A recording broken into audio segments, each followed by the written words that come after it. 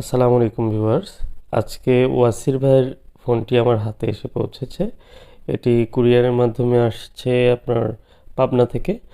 তো ওয়াসির ভাইয়ের ফোনটি আমি দেখব কী কন্ডিশনে আছে। ফোনটি রিপেয়ার করার চেষ্টা করেছিল সম্ভবত। তো আমি খুব ছোট্ট করে আপনাদের সামনে তুলে ধরার চেষ্টা করব। আর আজকের এই ফোনটির কাজটিতে আপনাদের জন্য একটি উদাহরণস্বরূপ থাকবে।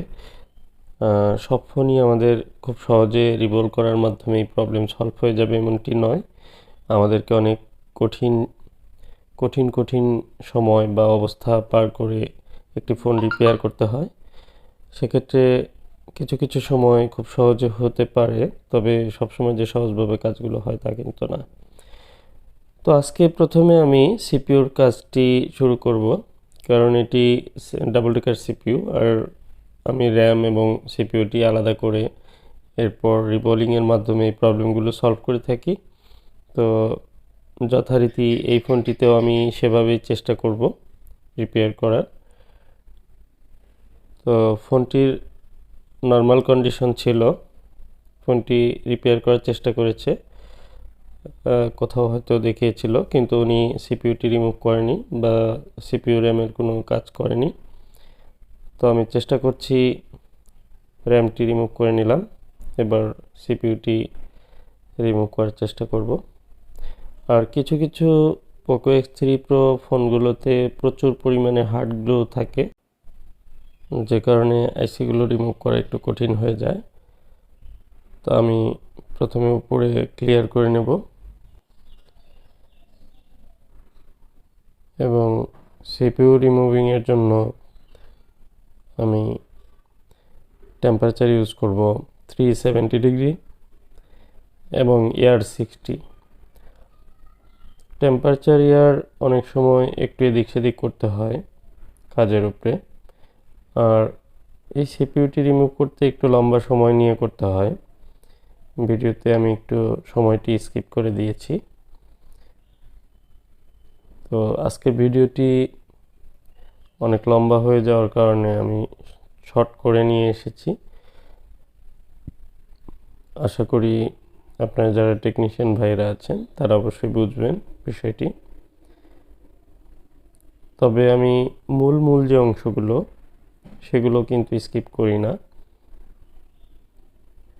মূলত কিভাবে একটি ফোনের মেন কাজগুলো করে থাকি বা মেন পার্টগুলো, সেগুলো আমি তুলে ধরার চেষ্টা করে থাকি।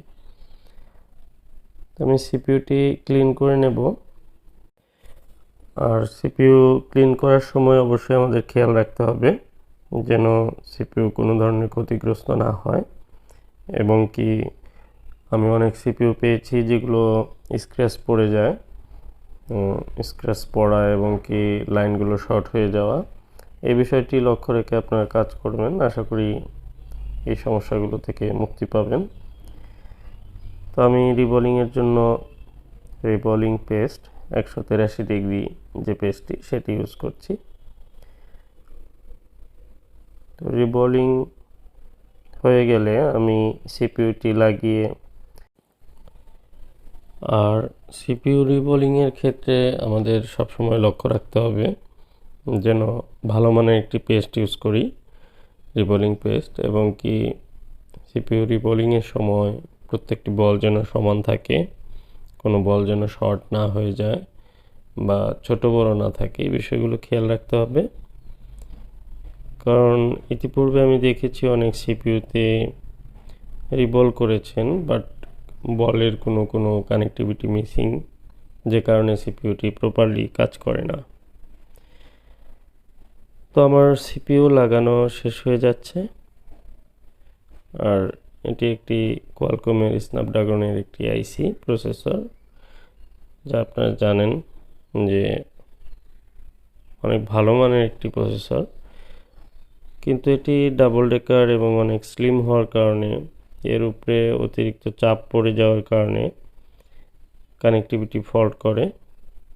আর শাওমি, পোকো এই ধরনের ফোনে অনেক বেশি এখন প্রবলেম হচ্ছে, হয়তোবা খুব বেশি গেমিং অথবা খুব বেশি টেম্পারেচার হওয়ার কারণে প্রবলেমটি হতে পারে।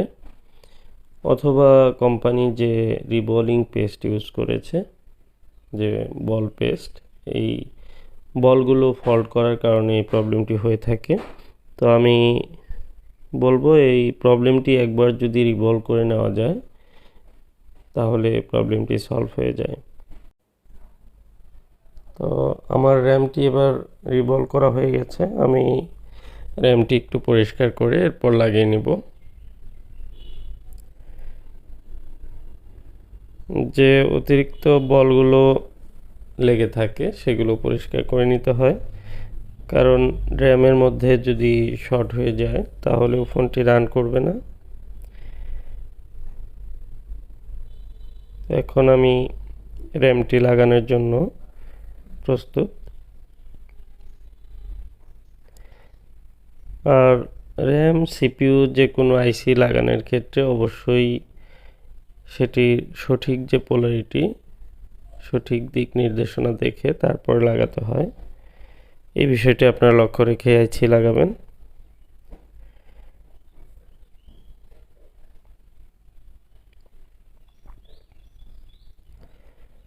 হালকা শেকিং করে দিলাম, আশা করি ফুললি কানেক্টিভিটি হয়ে গেছে। এবার আমি একটু ঠান্ডা করে নিয়ে এরপর চেক করব। আর যেহেতু কাজ করার পরে আমি খুব ভালোভাবে প্রত্যেকটি মাদারবোর্ড ওয়াশ করে নিই, তো সেক্ষেত্রে এটিও ব্যতিক্রম নয়,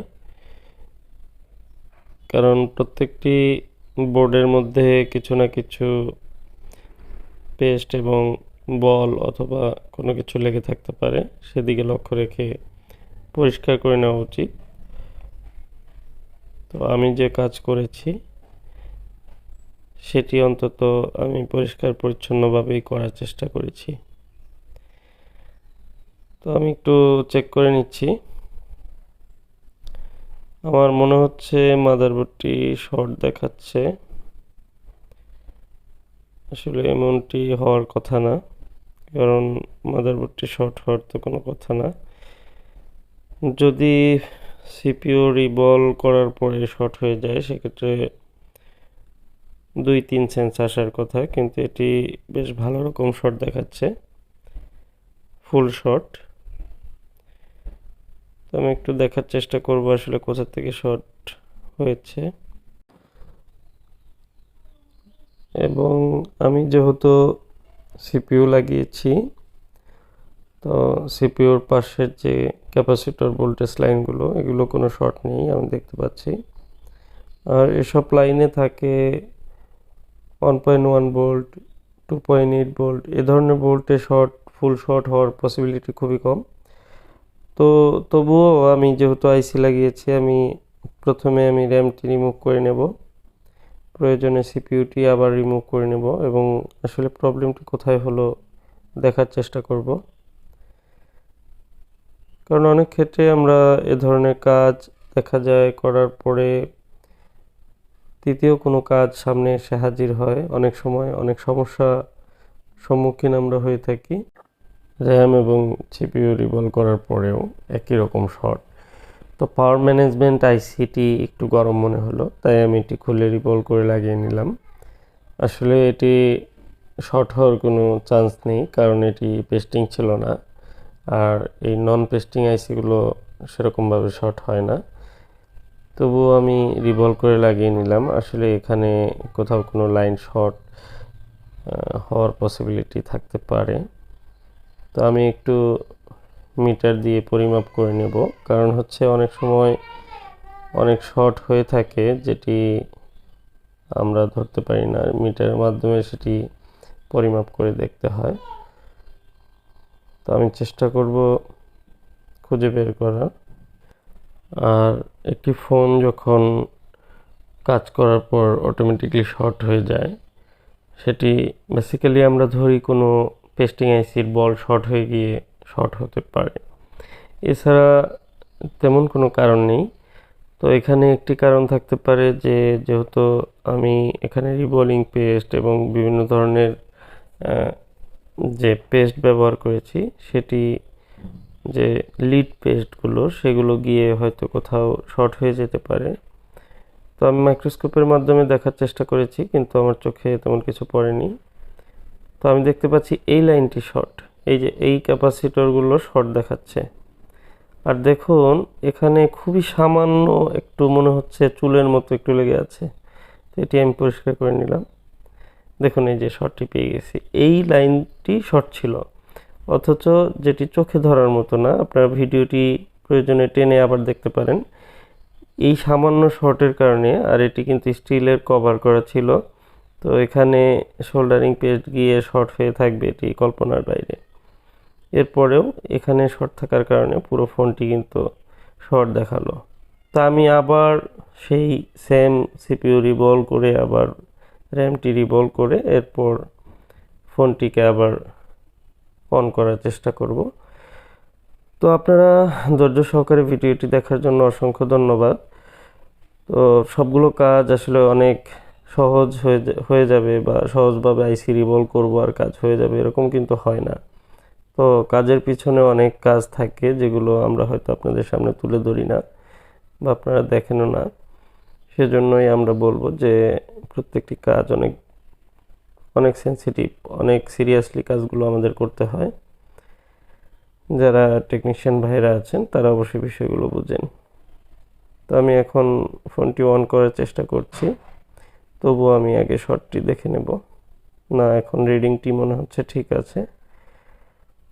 তো দেখি, আলহামদুলিল্লাহ, দেখুন ফোন কিন্তু অন হয়ে গেছে। আসলে সিপিইউটি রিডিং ভালো ছিল, সিপিইউটি ভালো ছিল। আসলে আইসি যদি ভালো থাকে সেক্ষেত্রে কিন্তু ফোনগুলো রান হয়। আইসি ভালো থাকলে, সিপিইউ এবং ফ্ল্যাশার ভালো থাকলে, পাওয়ার সেকশনে যে কোনো ধরনের সমস্যা থাকলেও সেটি সলভ করা সম্ভব। কিন্তু আপনার সিপিইউ যদি ডেড থাকে তাহলে কিন্তু সেই সেটটি আর রান করা সম্ভব হয় না। তো আশা করি ভিডিওটি ভালো লাগবে। ভালো লাগলে অবশ্যই লাইক দিয়ে রাখবেন। আর আজকের মতো এ পর্যন্তই। আসসালামু আলাইকুম ওয়া রাহমাতুল্লাহ।